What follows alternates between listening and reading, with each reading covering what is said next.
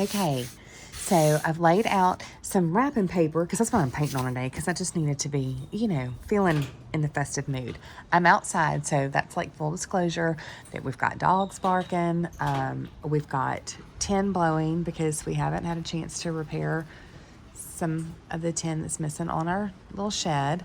There's tarps blowing on the neighbor's house, so y'all are going to have to bear with the noises, but you know, 2020 and hurricanes, right?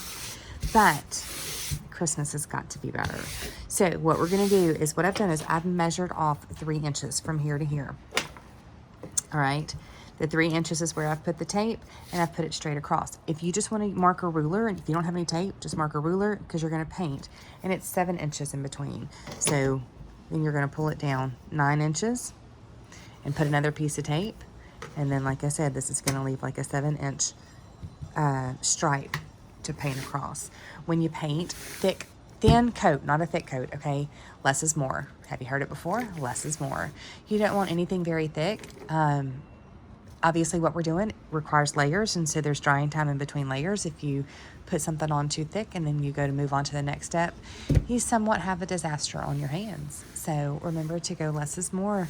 And I'm going to go ahead and paint in my white stripe, and then I'm going to let it sit and dry, and then I'm going to put down the stencil. Okay, and real quick, here's your little brush set that comes with this. What you're going to do is you're just going to take this one out to paint. That's all you need to use for your stripe.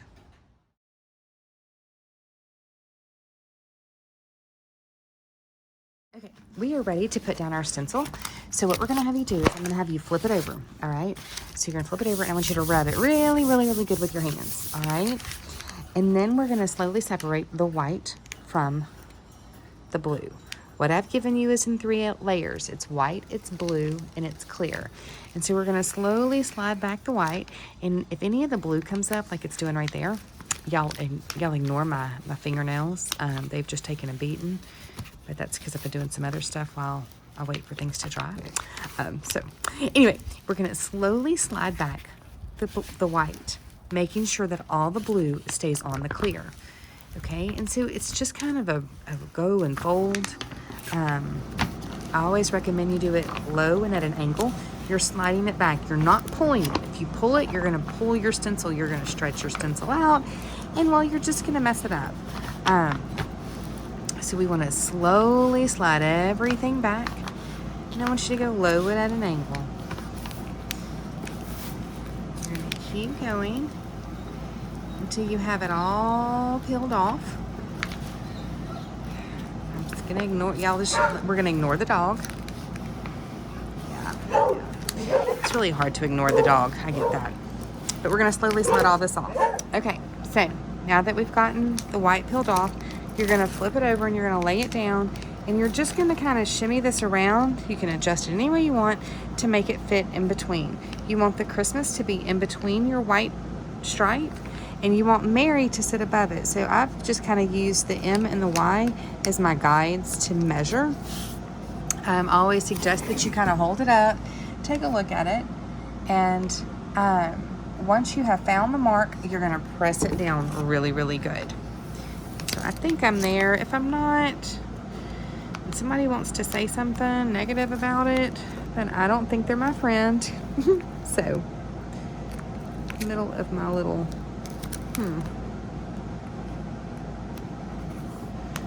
middle of my S came off. There we go. So, I'm going to press it down really, really good with my hands, okay? Press it down. And then I am going to now slide the clear off, okay? And to do that,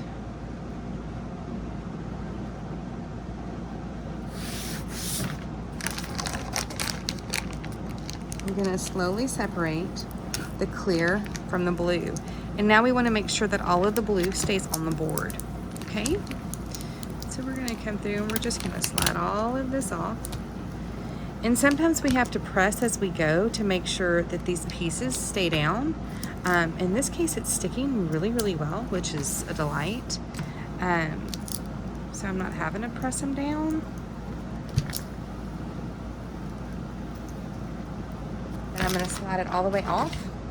And then I'm gonna start tapping the stencil itself. And now we are ready to stencil. You can use, your package is gonna come with these 2 wedges, and you can use these, or you can use your little dauber. Whatever you choose to go up and down, okay? I am gonna use this for the white, and I'm doing my holly and my Mary in the white. Yes, I know the holly berries are red and the leaves should be green, but I'm just kind of going for very minimal look. Don't want it to be very busy. So that's just the look I'm going for this project myself. So that is what I'm gonna do. I'm gonna tap, tap, tap. And as soon as we're through tapping, we're gonna go ahead and pull all this up. We do not let the stencil dry. We don't let the paint dry with the stencil down on your board, okay? When I'm through finishing the white, tapping the white, I'm gonna move right onto the red. Okay, I thought that I was videotaping when I pulled the stencil, but obviously I wasn't. So you're gonna pull the stencil, you're gonna let the rest of this dry, and then you're gonna come through. I'm gonna use a pick because, well, I have one. But if you have a safety pin or a sewing needle, anything like that, you can use to just pop out the middles. That's what you're gonna do, and then you're done.